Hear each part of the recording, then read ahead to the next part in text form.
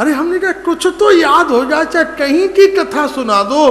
बोले महाराज जी वो 40 साल पहले मैंने एक बार ब्लैक एंड वाइट फिल्म देखी थी पहली बार, वो उसके कुछ डायलॉग मुझे याद हैं, गाना याद है, पिक्चर हॉल भी याद है, 5 रुपए के 4 समोसे मिलते थे वो भी मुझको याद है महाराज, थिएटर याद है, डायलॉग याद है, हीरो हीरोइन याद है, 40 साल पहले 3 घंटे की सारी बातें याद हैं, लेकिन 60 बार भागवत सुनने के बाद तुझे भागवत की एक कथा याद नहीं है।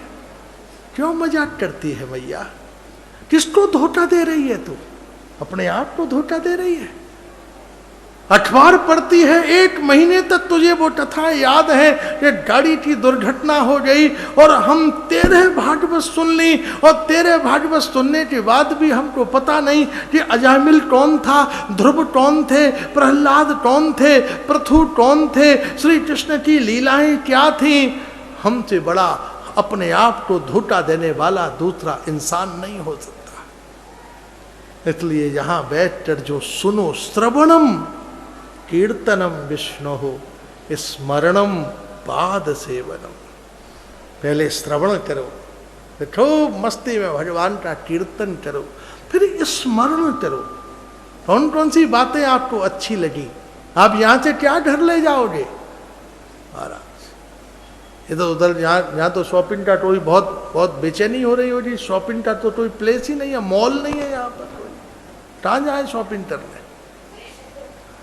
इसलिए वास्तव में यहाँ से क्या ले जाओगे? कोई अच्छी अच्छी कथाएं जो अपने आप अंदर बदलाव, जब वास्तव में आपके पास आपकी बहू आपसे मिले तो ये देख के करे कि सास में कुछ परिवर्तन हो गया। जो 8 बजे सो के उठती थी अब 5 बजे उठने लगी, जो पहले हर काम में शिकायत करती थी अब आप गलती पर भी वाह वाह कर रही है। उसने चाय में चीनी नहीं डाली और आप कह दो बेटा चीनी ज्यादा डाल दी है क्या तेने आज, फीकी चाय मीठी लगने लगे।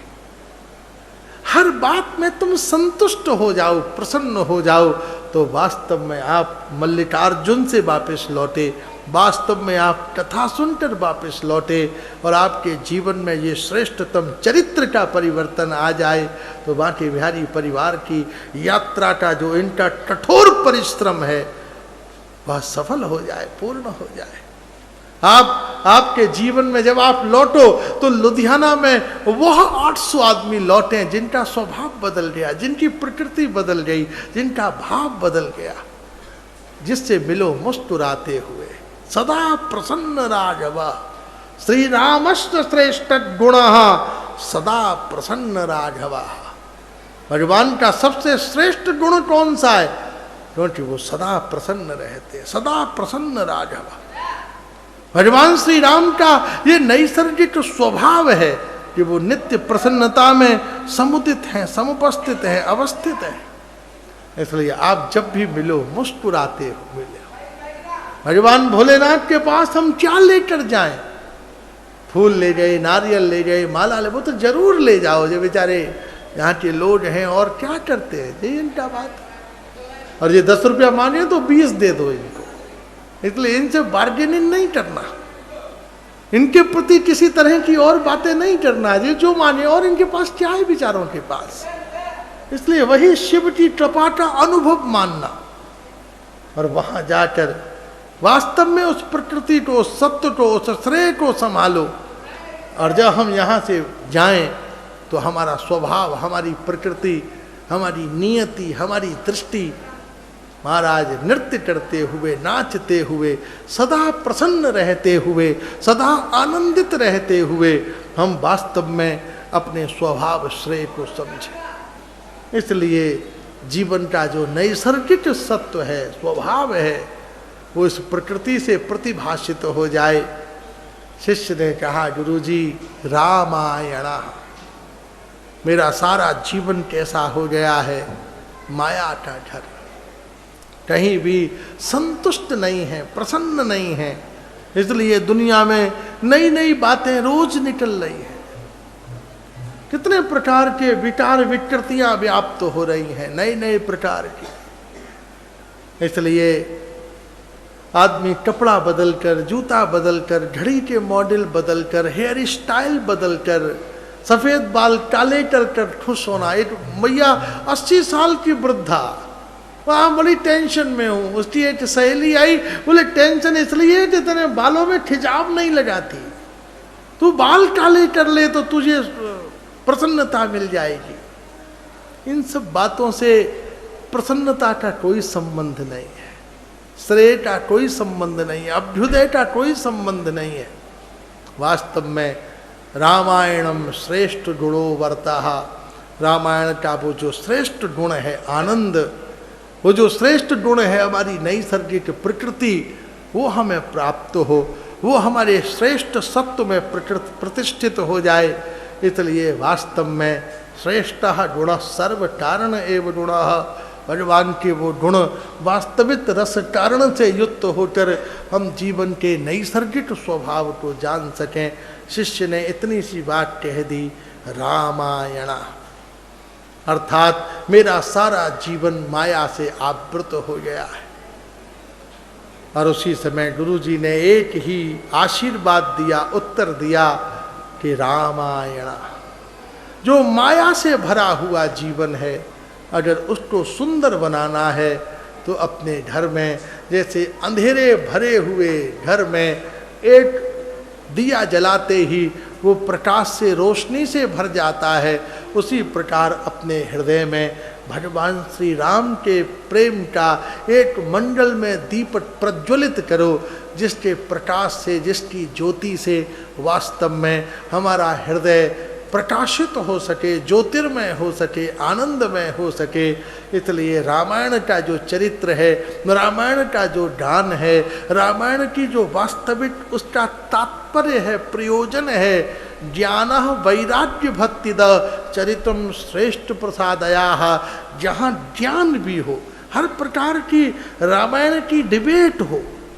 आप रामायण चरित्र को पढ़िए और उसके वास्तविक स्वरूप को, उसकी फिलॉसफी को जानिए, उसके संदेश को जानिए।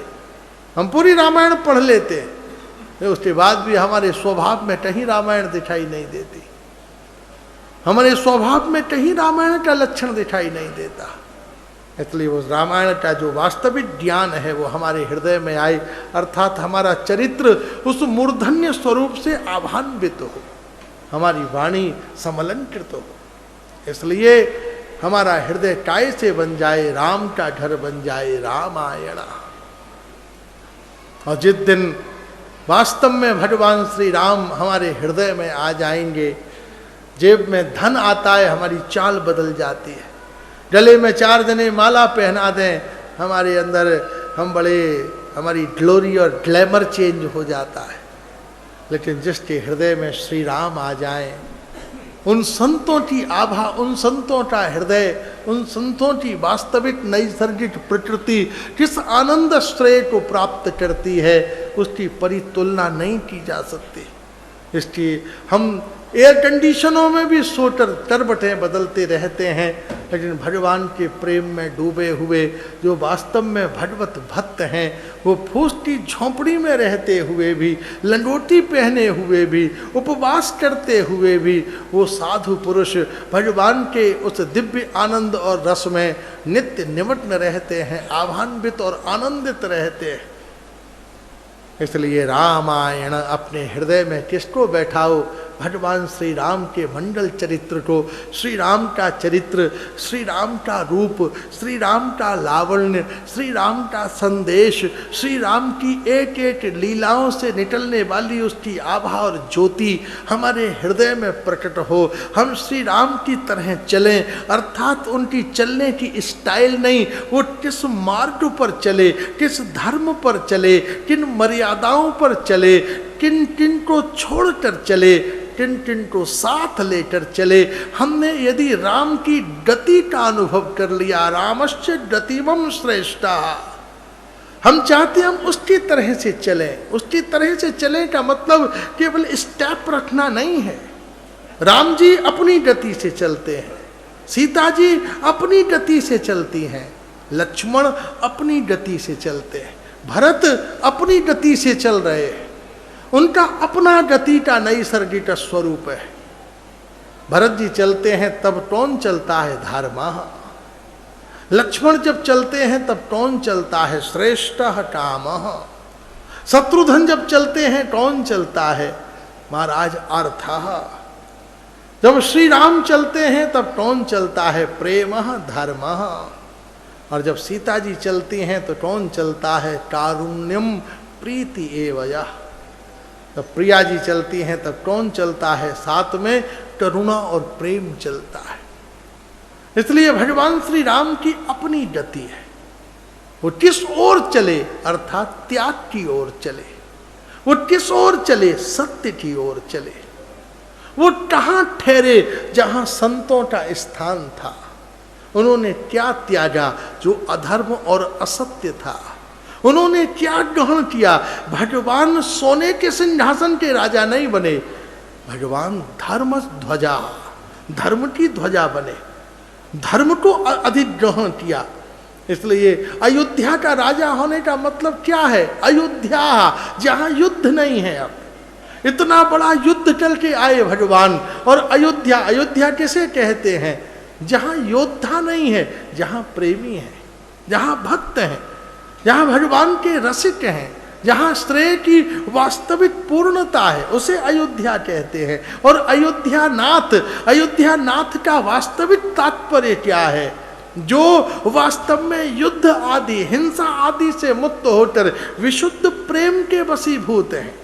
जो आप इस चित्र में नित्य दर्शन कर रहे हैं, क्या है शबरी के पास, शबरी के पास तो कोई फूल नहीं है, चंदन नहीं है, चावल नहीं है, कोई शीतल जल का पात्र नहीं है, नीराजना की कोई आरती नहीं है, किसी प्रकार का कोई स्तोत्र मंत्र नहीं है, किसी प्रकार का यम नियम संयम स्वाध्याय निरिध्यासन योगी आज व्रतानुष्ठान तीर्थाटन आदि अपूर्वत्व संभावी कोई साधन नहीं है। उसके पास में झूठे बेर हैं, उसके पास में तीव्र रघुनाथ की प्रतीक्षा है, उसके पास में वास्तव में श्री राम का वह नैसर्गिक अनुराग है। 5 वर्ष की शबरी हाथ में वो बेर लेकर खड़ी हुई है और 88 साल की बुढ़िया हो गई। श्री राम को देखते देखते इस पथ से राम आएंगे, इस पथ पर राम आएंगे, इसलिए राम उस रास्ते पर नहीं जा रहे जहां क्रूरता और हिंसा है, राम उस रास्ते पर चलते हैं जहां शबरी है,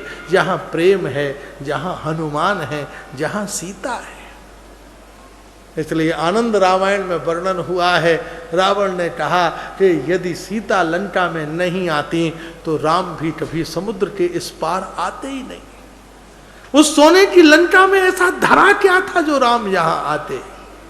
राम इसलिए यहां आ गए क्योंकि माता सीता यहां पधारी है तो रावण भगवान का पार्षद ना। ये तो देखो विशुद्ध लीला हो रही है, ये विशुद्ध लीला का नैसर्गिक स्वरूप है। कौन है रावण, भगवान का पार्षद है, नित्य पार्षद है भगवान का। और रावण बना है केवल हमारे और तुम्हारे अंदर के पैदा होने वाले रावण की संभावना को समाप्त करने पर।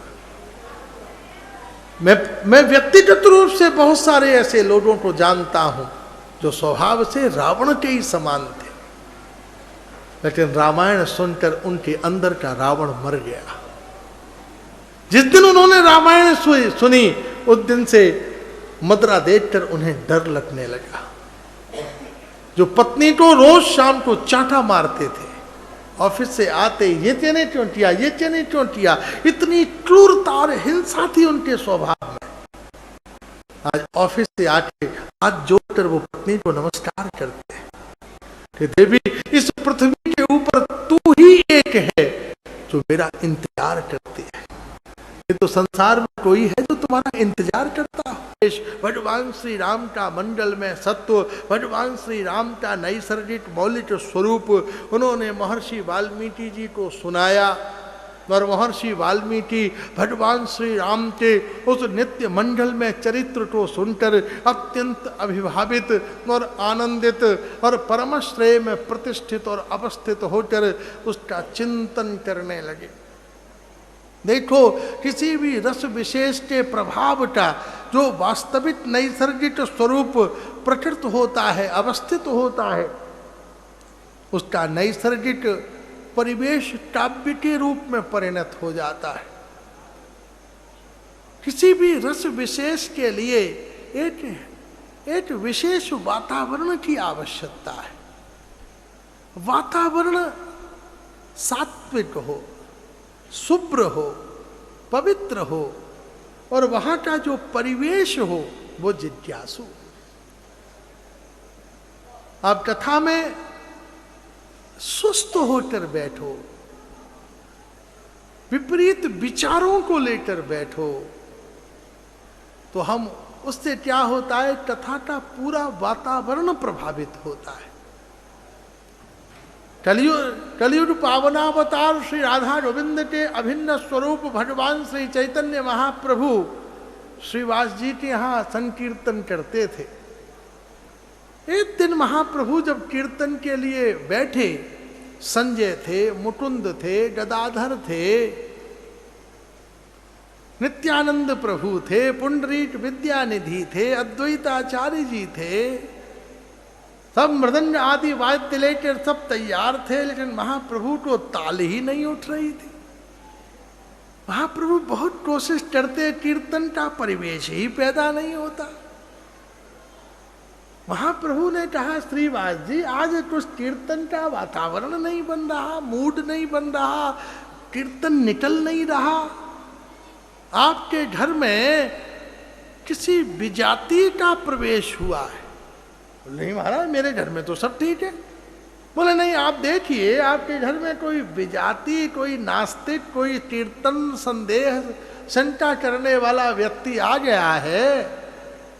आप देखो हुआ क्या, जो श्रीवास जी की सास थी वो महाप्रभु को संदेह की दृष्टि से देखती थी।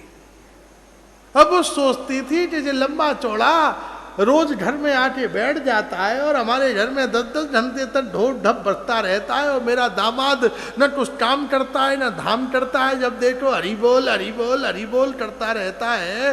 इसने मेरे लड़की के घर को बिगाड़ रखा है बिल्कुल, और मैं देखूं तो सही इसने क्या जादू कर रखा है।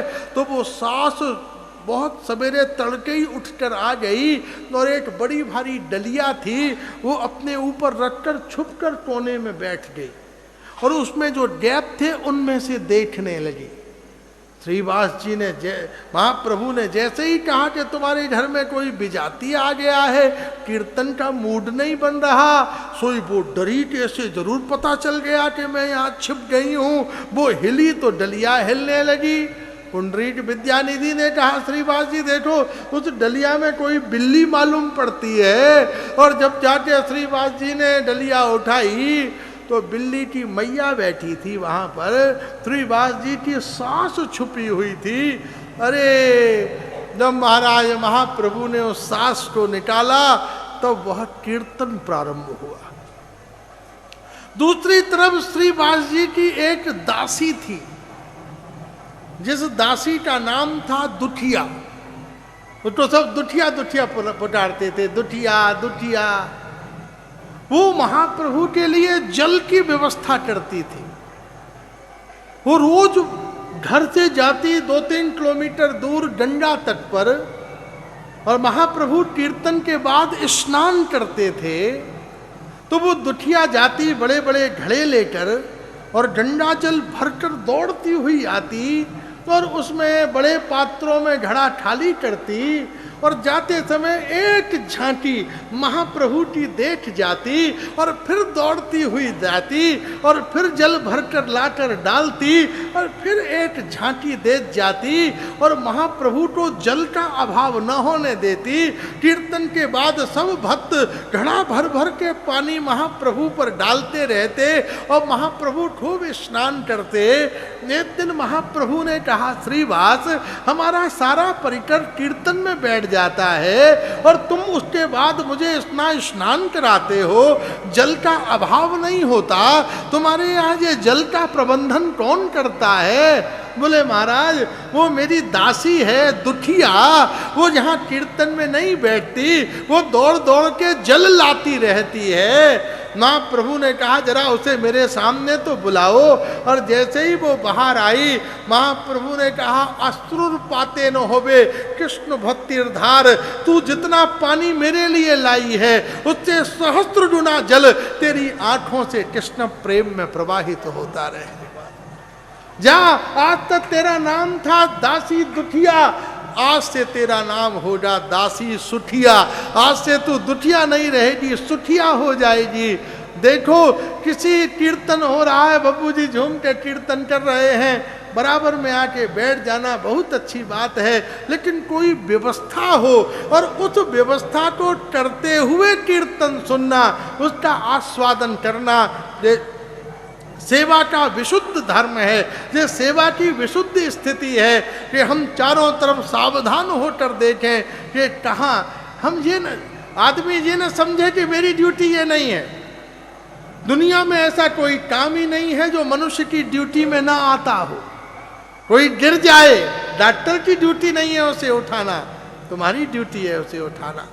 इसलिए हर कर्म को यदि हम अपनी ड्यूटी समझ लें, तभी एक दिन जिंदगी में गोविंद की ब्यूटी हमारी नज़र में आ सकती है, श्री कृष्ण का रूप हमारी समझ में आ सकता है, श्री कृष्ण का माधुर्य हमारे जीवन में प्रकाशित हो सकता है। इसलिए वास्तव में आज महर्षि वाल्मीकि ब्रह्मा जी के द्वारा रामचरित्र सुनकर और उस टौंच पक्षी की पीड़ा से उस मदस्नुत भाव में डूबे हुए उसका चिंतन और मनन कर रहे हैं। महर्षि वाल्मीकि जी को उसका मनन चिंतन करने दीजिए। आगे की जो सुमधुर मंडलमयी कथा होगी वह कल संध्या को ठीक 6 बजे से निवेदन करेंगे। तुलसिया बलरामचंद्र महाराज और श्री राधा रमण लाल की, श्री उमापति महादेव की, हिताई गौर हरि बोल। जय जय श्री राम, जय जय श्री राम, जय जय श्री राम।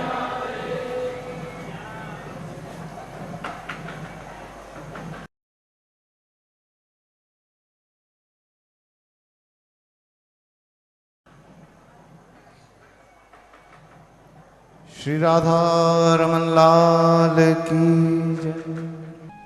श्री बांके बिहारी तेरी आरती गाओ, बांके बिहारी तेरी आरती गाओ। श्री राधा रमन लाल थारी आरती गाओ, श्री राधा तेरी आरती गाऊं, आरती गाऊं प्यारे आपको रिझाऊं, आरती गाऊं प्यारे आपको रिझाऊं, आरती गाऊं प्यारे आपको रिझाऊं, आरती गाऊं प्यारे आपको रिझाऊं।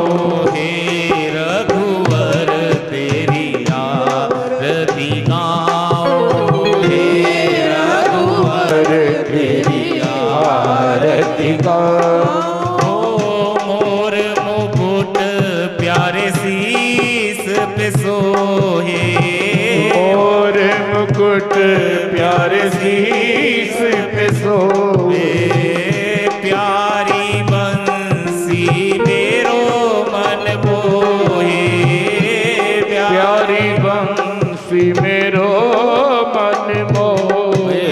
देख युगल छवि बलि बलि जाओ, देख युगल छवि बलि बलि जाओ। श्री राधा रमन लाल थारी आरती गाओ, श्री राधा रमन लाल तेरी आरती गाओ। श्री राधा वल्लभ लाल थारी आरती गाओ, श्री राधा वल्लभ लाल तेरी आरती गाओ।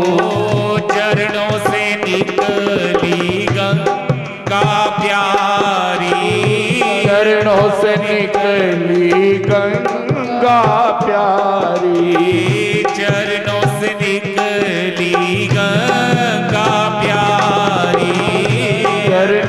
निकली गंगा प्यारी। जिसने सारी दुनिया तारी, जिसने सारी दुनिया तारी। उन चरणों के मैं दर्शन पाऊं, उन चरणों के मैं दर्शन दर्शन पाऊं। श्री राधा रमन लाल थारी आरती गाऊं, श्री राधा रमन लाल तेरी आरती गाऊं। राधा रमन लाल थारी आरती गाऊं, रमन लाल तारी आरती गाऊं। भट्ट गोपाल जी के प्यारे तुम हो, भट्ट गोपाल जी के प्यारे तुम हो।